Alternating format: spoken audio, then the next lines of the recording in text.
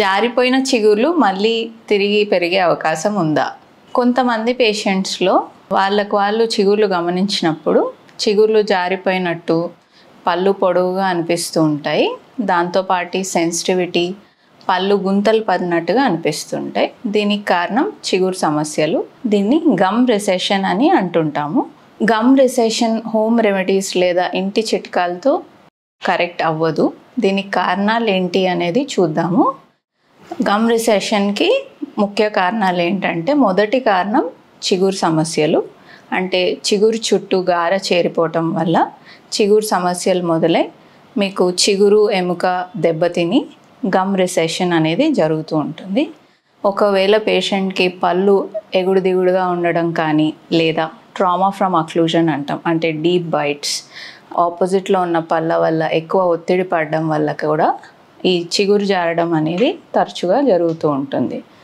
ఇంకొక ముఖ్య కారణం ఏంటంటే, పళ్ళు గట్టిగా బ్రష్ చేయడం. అంటే మరీ గట్టి బ్రష్ తోటి బలంగా ఎక్కువసేపు బ్రష్ చేయడం వల్ల కూడా చిగుర్లు జారిపోవడం, అంటే గమ్ రిసెషన్ అనే ప్రాబ్లం రావచ్చు. కొంతమంది పేషెంట్స్ అబ్జర్వ్ చేసుకుంటే వాళ్ళు కొత్త బ్రష్ వాడడం స్టార్ట్ చేసిన తర్వాత ఒక వారంలోనే బ్రిజిల్స్ అన్నీ ఫ్రే అయిపోవటం చూస్తుంటారు. ఇదేంటంటే ఎక్కువ ఒత్తిడి పెడుతున్నారని అర్థం. ఈ పేషెంట్స్లో పళ్ళు కూడా ఈ ఒత్తిడి వల్ల గుంతలు పడిపోతూ ఉంటాయి. ఈ రాపిడి వల్ల చిగురు కూడా దెబ్బతిని జారిపోతూ ఉంటుంది. అది గమ్ రిసెషన్కి ఇంకొక కారణం. గమ్ రిసెషన్కి ట్రీట్మెంట్ ఎలా ఉంటుంది? ముందుగా గమ్ ఇన్ఫెక్షన్స్ ఉంటే అవి ట్రీట్ చేయాల్సి ఉంటుంది. ఒకవేళ గమ్ ఇన్ఫెక్షన్ అనేది ఇనిషియల్ స్టేజెస్, అంటే జింజివైటిస్లో ఉంటే క్లీనింగ్ కానీ స్కేలింగ్ కానీ చేసుకుంటే తగ్గిపోతుంది. ఒకవేళ జింజివైటిస్ స్టేజ్లో ఉంటే జారి ఉన్న చిగురు మళ్ళీ తిరిగి వచ్చే అవకాశం ఉంటుంది. కానీ ఇన్ఫెక్షన్ అనేది ఒకవేళ పెరిడాంటైటిస్, అంటే ఇంకా కొంచెం తీవ్రమై చిగురు ఎముక దెబ్బతిని ఉంటే మీకు క్లీనింగ్ ఒక్కటి సరిపోదు.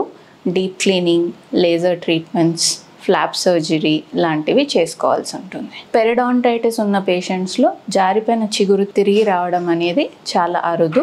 పెరిడాంటైటిస్ పేషెంట్స్లో గమ్ రిసెషన్ కరెక్ట్ చేయాలంటే సర్జికల్ ప్రొసీజర్స్ చేయాల్సి ఉంటుంది. అలానే చిగురు గట్టిగా బ్రష్ చేయడం వల్ల జారిపోయి ఉంటే కూడా సర్జికల్ ప్రొసీజర్స్ అనేవి అవసరం ఉంటాయి. గమ్ గ్రాఫ్టింగ్ అనే ప్రొసీజర్ ఏంటంటే, మీకు నోట్లో వేరే భాగం నుంచి చిగురు తీసుకొని, మామూలుగా కపాలం అంటే ప్యాలెట్ నుంచి చిగురు తీసుకొని ఎక్కడైతే చిగురు జారి ఉందో గమ్ రిసెషన్ ఏరియాలో దాన్ని సర్జికల్గా అటాచ్ చేయడం జరుగుతుంది.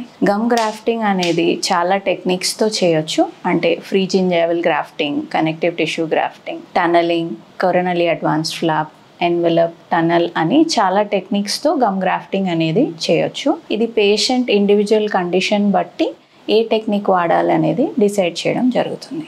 గమ్ గ్రాఫ్టింగ్ అనేది చాలా ఫ్యాక్టర్స్ మీద డిపెండ్ అయి ఉంటుంది. కొన్ని కేసెస్లో గమ్ గ్రాఫ్టింగ్ తోటి జారిపోయిన చిగురు కంప్లీట్గా కవర్ చేయొచ్చు. ఇంకొన్ని కేసెస్లో కంప్లీట్గా కవర్ చేయలేకపోవచ్చు. అయితే ఈ ప్రొసీజర్స్ వల్ల ఉన్న చిగురు అనేది గట్టిపడి ఇంకా జారకుండా ప్రివెంట్ చేసుకోవచ్చు. చిగురు జారటం అనేది ఇర్రివర్సిబుల్ కండిషన్ కాబట్టి మోస్ట్ ఆఫ్ ది కేసెస్లో ఇది నివారించడమే బెటర్, ప్రివెంట్ చేయడం బెటర్. ఎలా ప్రివెంట్ చేసుకోవాలి? Everyday 2 times brushing. అయితే బ్రష్ చేసేటప్పుడు ఆ బ్రషింగ్ కరెక్ట్గా చేస్తున్నారా, horizontal method or scrub method avoid చేయడము, వర్టికల్ మెథడ్స్ ఆర్ సర్క్యులర్ మెథడ్స్లో బ్రష్ చేయడం. మీ మెథడ్ అనేది ఒకసారి మీ డెంటిస్ట్తో నిర్ధారించుకోవాలి.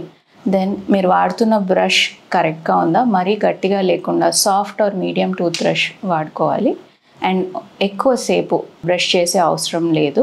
Only 2 minutes morning and night చేసుకుంటే సరిపోతుంది. అండ్ ఎవ్రీ 6 months మీ డెంటిస్ట్ని విజిట్ చేసి, ఒకవేళ చిగురు సమస్యలు మొదలై ఉంటే, అంటే చిన్న చిన్న ప్రాబ్లమ్స్, బ్లీడింగ్, నోటి దుర్వాసన ఇలా ఉంటే ఇనిషియల్గానే కరెక్ట్ చేసుకుంటే మీకు ఇలాంటి సర్జికల్ ప్రొసీజర్స్ అవసరం.